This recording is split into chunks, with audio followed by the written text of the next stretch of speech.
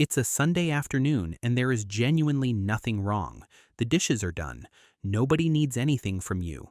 Your phone is quiet and you're sitting on the couch with a cup of tea trying to read a book. And you can't. Something in your chest is humming. You keep glancing at the door. You keep mentally running through the week. And after about 20 minutes, you give up and get up and start tidying a drawer that didn't need tidying. Because rest, for some reason, feels like something you have to earn, and you haven't earned it yet today. You can't even say what you'd need to do to earn it. You just know you haven't. And here's what's strange. From the outside, you look fine. Better than fine. You're the friend who remembers birthdays, the one your boss gives the messy projects to because you'll figure it out, the one your family calls when something needs handling.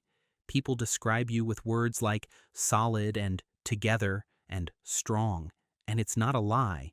You are those things. But what nobody sees is what it costs you to be them. What nobody sees is that you don't actually know how to be in a room without scanning it. You don't know how to be with people without quietly tracking what they need. You don't know how to just exist without a job, without a role, without being useful. Psychologists have a name for the root of this. It's called parentification, which sounds heavy, but it just means a kid ended up doing some of the emotional or practical work an adult was supposed to be doing. And it's not always dramatic. It's not always a kid raising their siblings or paying the bills at 12. Sometimes, and this is the part most people miss, it was much quieter than that. It was being the one your mom vented to about your dad. It was being the kid who could read the temperature of the room the second you walked in the door. It was knowing, by the way the keys hit the table, what kind of evening it was going to be and adjusting yourself accordingly. Researchers like Dr. Gabor Mate have written about this for years. Kids in homes where the adults were stretched thin or distracted or unhappy will quietly take on the job of holding things together. Not because anyone asked, because somebody had to, and nobody else was doing it. And here's the part that builds the trap. You weren't punished for it. You were rewarded for it. She's so mature for her age. He's such a good kid. Never any trouble. I don't even have to worry about her. You learned, somewhere around the age of 7 or 8, that being easy was how you stayed wanted, that having needs was a problem, that the way you got love was by not being one.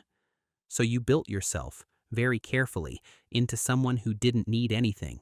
And it worked. It worked so well. You got the praise, you got the trust, you got the quiet pride of being the one who could handle it. The problem is, you can't take that suit off now. It fused to your skin a long time ago.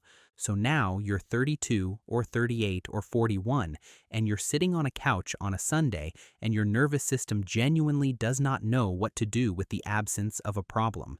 Because for 30 years, the absence of a problem just meant the next problem hadn't shown up yet.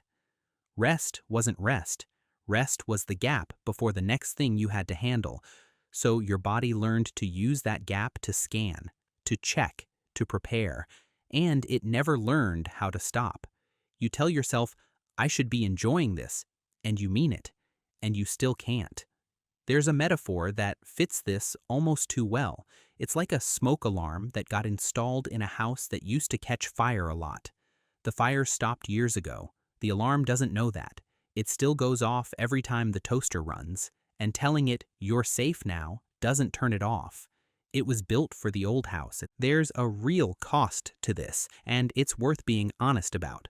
You've probably ended up in friendships where you're the giver and they're the taker, and you don't even notice it's lopsided until you're depleted.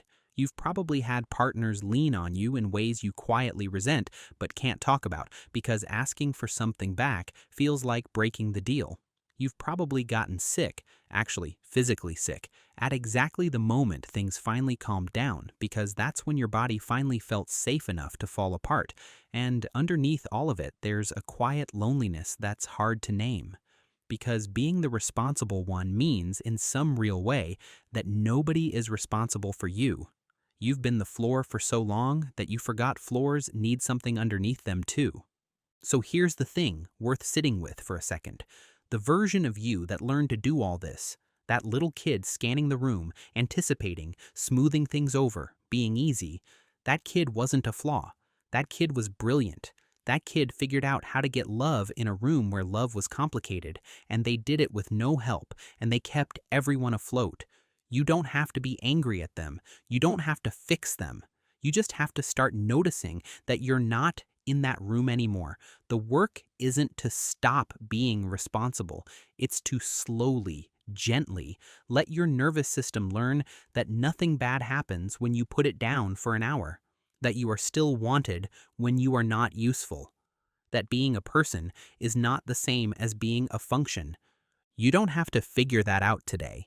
You just have to know that the thing you've been calling just how I am has a name and a reason. And it didn't start with you.